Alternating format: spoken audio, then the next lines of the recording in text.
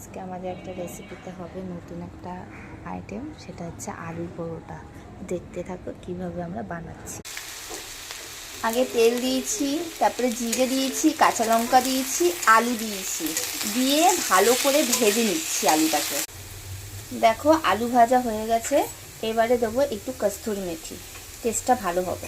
এবারে এই আলু ভাজাটার মধ্যে ময়দাগুলো সব ঢেলে দেবো, ঢেলে দিয়ে এবারে এই কড়ার মধ্যেই একেবারে জল দিয়ে এবার ভালো করে মাখা হবে। এটা মাখা হয়ে গেছে। এবার আমি এটাকে 10 মিনিট ঢেকে রাখবো। 10 মিনিট রাখার পর এইভাবে লেচি করতে হবে। দেখো লেচি করার পর এইভাবে সুন্দর করে বেলতে হবে। এবার এইভাবে সুন্দর করে ভাজতে হবে কড়া কড়া করে। দেখো হয়ে গেছে, এটা হচ্ছে ফাইনাল লুক। খুব নরম হয়েছে। যদি ভালো লাগে আপনারা বানিয়ে খাবেন।